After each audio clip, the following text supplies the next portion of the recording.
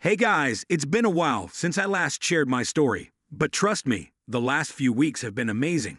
I can't even explain how much has changed in the past few months.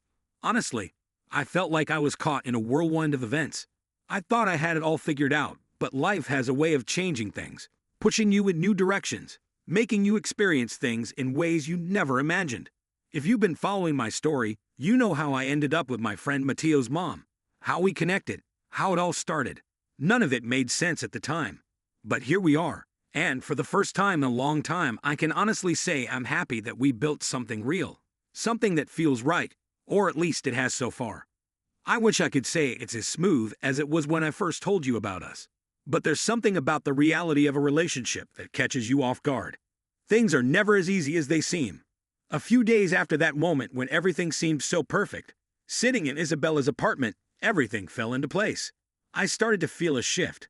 I don't know for sure. Maybe I was overthinking things, or maybe I was just paying closer attention. But I noticed that Isabella seemed a little detached. When I say detached, I don't mean she was cold or pushing me away. I'd like to think I'm a nice guy, and I'm definitely not one to jump to conclusions. But after everything we've been through, I couldn't help but feel that something was off. At first, I didn't pay attention to it, thinking it might just be the stress of her job or something she was dealing with on her own. But then it started to become more and more obvious. We didn't talk that often, and when we did, I felt like she was hiding something, not telling me something. I'm the kind of person who usually likes to face the truth, so when she texted me one night with a simple message that we needed to talk, I felt my heart drop into my stomach. I'm not going to lie, I immediately thought the worst. I've been down this road before, where everything seems perfect, and then it all falls apart. But I couldn't let myself panic, so I waited, tried to breathe, and told myself not to think about it too much. Maybe it wasn't as bad as it seemed. But when we sat down at the table that night, I knew she was nervous. I could see it in her eyes, in the way she avoided my gaze, in the way her fingers were frantically rubbing the hem of her shirt. Something was wrong, and I knew it. Isabella, I asked, my voice barely above a whisper.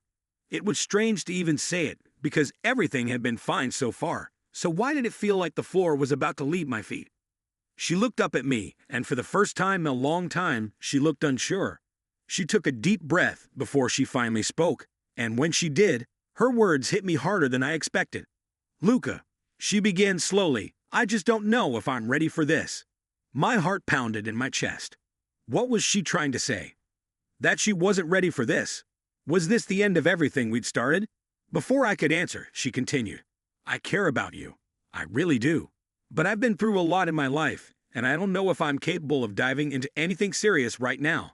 I need time to sort myself out. And then the reality of the situation hit me. We had been in such a hurry that perhaps neither of us had had time to fully think things through. Admittedly, some part of me was so focused on how perfect everything was that I couldn't stop thinking about the bigger picture. I wasn't angry. No, I wasn't angry at all. I was hurt. Hurt that we had come so close to that wall. And maybe she was right. Maybe we weren't ready for what we thought we were. But the thing is, life moves forward whether you are ready for it or not. So this was just the beginning of a new chapter for both of us. I'll be honest, I wasn't sure where I was going. But one thing I knew for sure was that I wasn't going to give up what we had. I didn't know what to expect after Isabella told me that she wasn't sure about moving on. Honestly, I don't think either of us knew. But here we were, sitting across from each other in her living room. The silence between us was so thick it was almost suffocating. I couldn't understand her. The words she had just spoken repeated themselves in my head, and for a moment I wondered if I had been wrong all along. Maybe I pushed her too hard, calmed down too quickly, but I had to snap out of this state. If there was one thing I knew, it was that I had to respect her space. We were both going through our own baggage, and maybe this was one of those times when time would sort things out. Isabella, I said quietly, breaking the silence. You don't need to explain anything. I understand everything. I'm not angry. Her eyes softened when I said that, as if she expected me to react differently. She opened her mouth to speak, but it was as if the words were stuck. She didn't mean to hurt me, it was obvious. But sometimes it's hard for people to express their feelings, especially if they contradict each other. I don't want to hurt you either, she whispered, her voice barely audible. I'm just scared. It's been so long since I've let myself get close to someone, and I don't want to mess it up. I was struck by the honesty in her voice. She wasn't pushing me away out of anger or disinterest. She was just afraid. We're all afraid sometimes, especially when it comes to matters of the heart. I leaned back in my chair, letting the air between us settle. The gravity of the situation had become real. It wasn't just me and her anymore. It was us, facing our fears together. I understand, I said, nodding slowly. I'm not asking you to hurry. Take as much time as you need. I'm here, Isabella, and I'm not going anywhere. There was something about saying that out loud, letting her know I was willing to wait. I don't think she expected.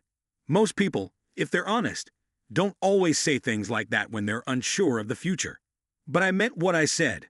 I meant every word. We sat like that for a long time, the tension gradually dissipating. Finally, she tugged on my arm, and I had a glimmer of hope that maybe we were on the right track. We didn't need to rush into anything. We just needed to be present, to be real, to be honest, and that, more than anything else, was what mattered.